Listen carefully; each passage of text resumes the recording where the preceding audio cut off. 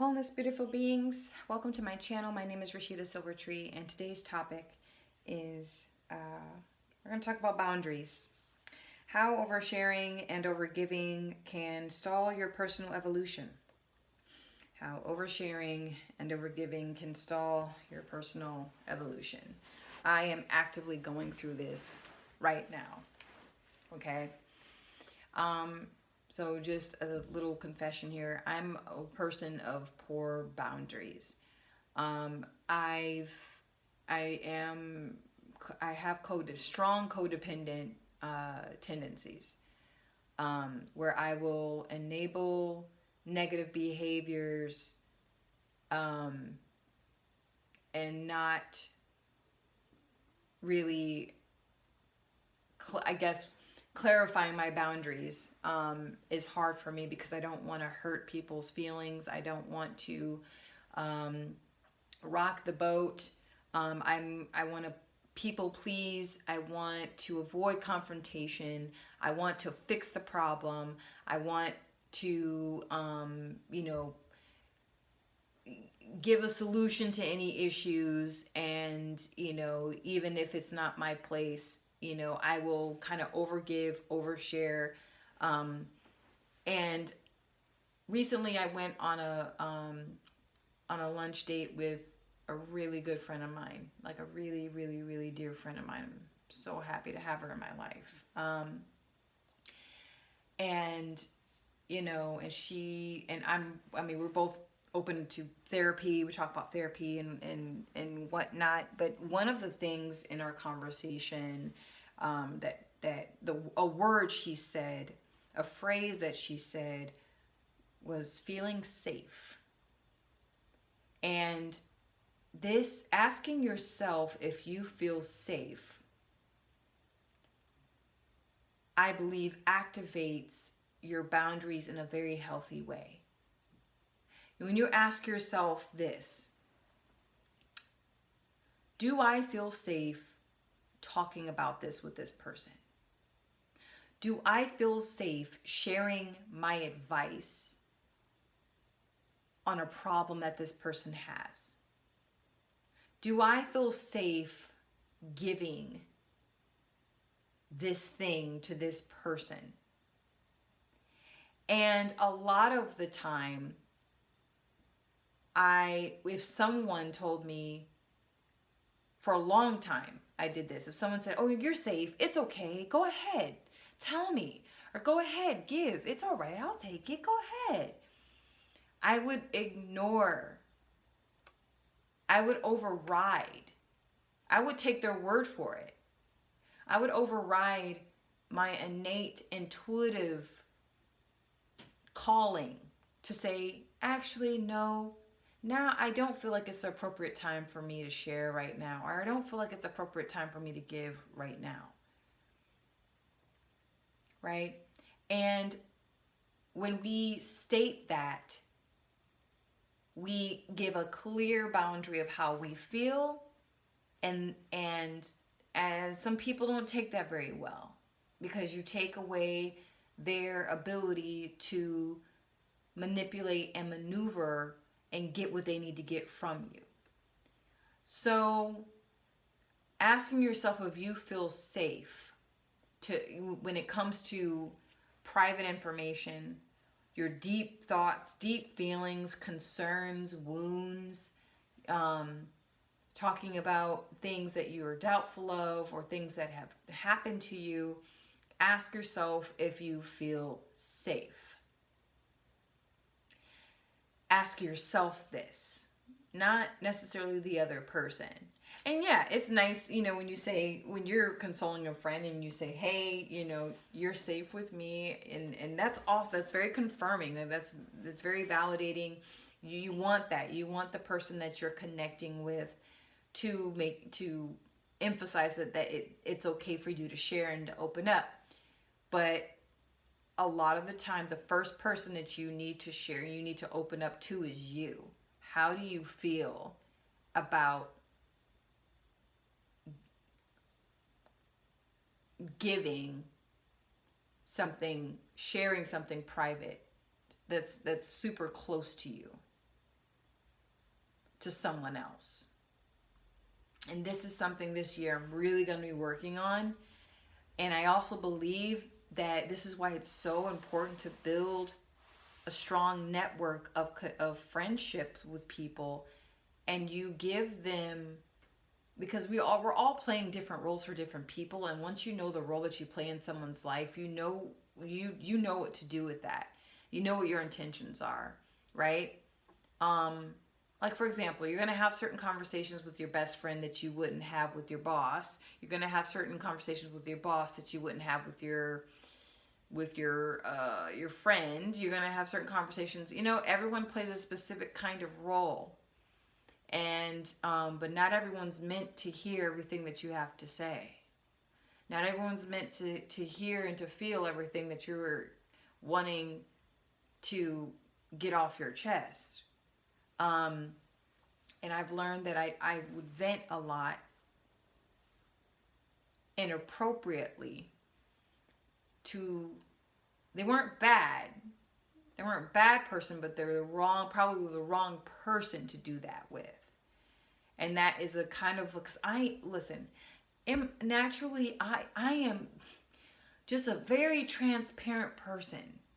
Like, I could talk to a complete stranger. I don't know what I'm gonna bring this up a little bit. When I was very young, okay, a young little Rashida, excuse me, my tummy's, I'm hungry. I'm gonna make a big pot of stew after this. When I was a kid, I was not shy, and I wasn't mute. I didn't have any like delayed speech or delayed anything really. I just preferred not to talk to people. I didn't like engaging with people. I was afraid of people. I was very confused coming into this world. Things didn't make sense to me. Everything was very what's the word? Hypocritical. It was do as I say, not as I do type of mentality, and how I grew up, and that just threw me off. I'm like, what? This is not making sense. This isn't commuting. Why is there so much violence? Why is there so much yelling and screaming and conflict? What's going on? I was just like, because I was a very spiritual child, very, very spiritual child, and so I always had this dialogue with God, like, God, what? Come on now, really? What the heck is going on here? And so I was confused. I had a really hard time the first decade of my life figuring out just people and humans. I didn't get it.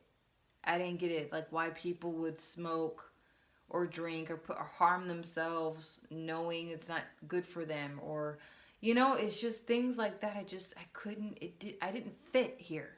I didn't feel like I didn't feel like I could fit in the world. And so I used books and I used music to escape all that, and then, I broke free in my mid-teens, late teens. And it wasn't until like performing on stage is when I really, like, that I opened up quite a lot. But a lot of kids thought there was something wrong with me. I was mute or something, or I couldn't talk. I just was not. I was hyper aware, hyper observant of people.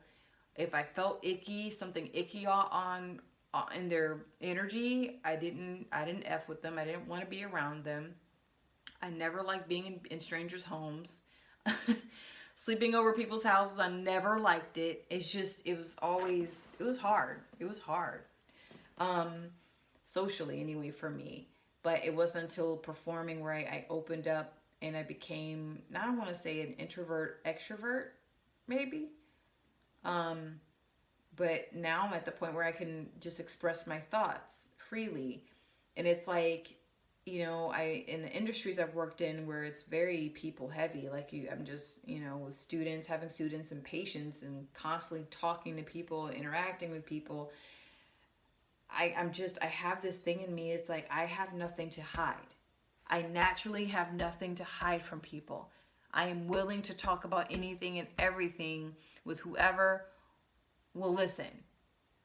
I'm appropriate. I'm not like, I don't go up to a complete stranger and tell them what happened to me when I was, a kid, or ask them personal questions. I always read the room very well.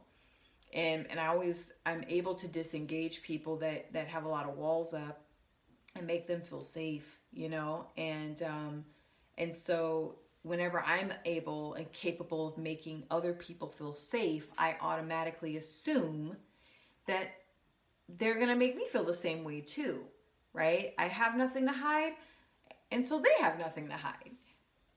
I don't know why I have that approach with human beings. You know what I'm saying? Like, I have nothing to be deceptive of. I don't need to hide or lie about anything. They won't lie about anything because I'm not lying about anything. I'm being honest. They're going to be honest too.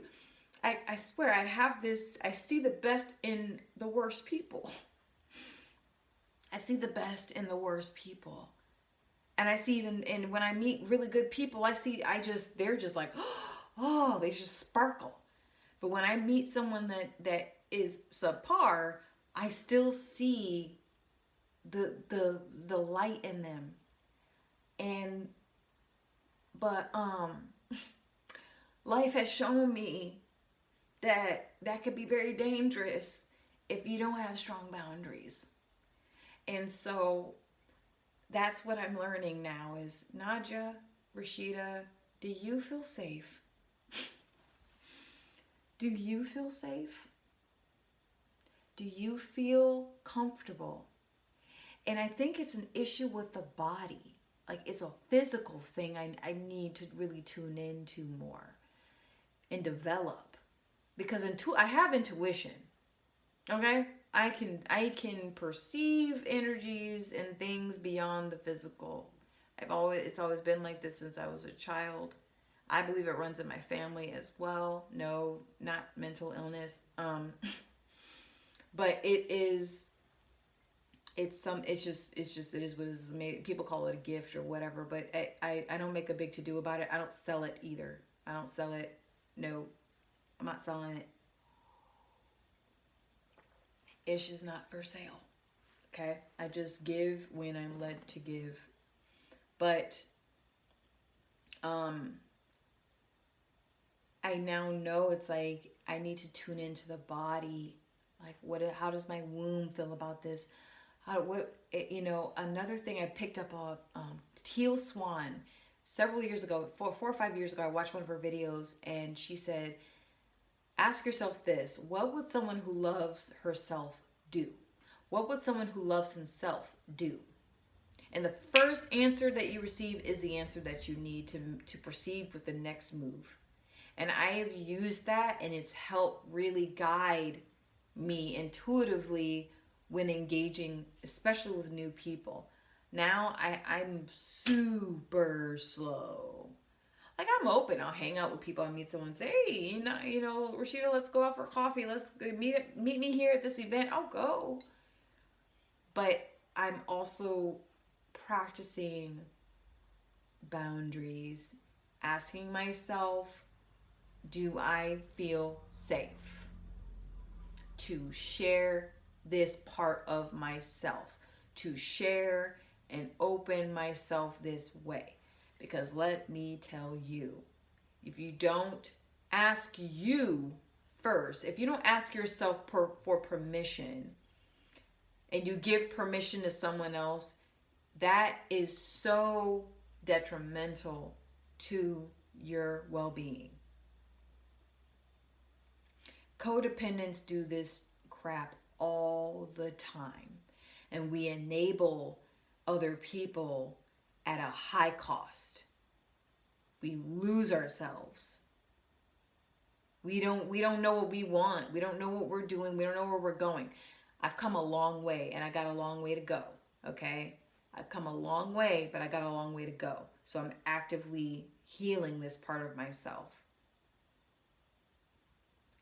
And it's the guilt. It triggers guilt in me when I practice boundaries.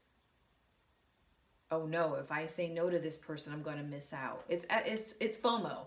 It's emotional FOMO. I never really cared about the material FOMO thing. I never quite understood why people, get all like butthurt about that. Like, oh my gosh, I'm missing out on life if I don't have this or do this. No, for me, it's more of a spiritual FOMO. Um, but I really want to emphasize this, guys.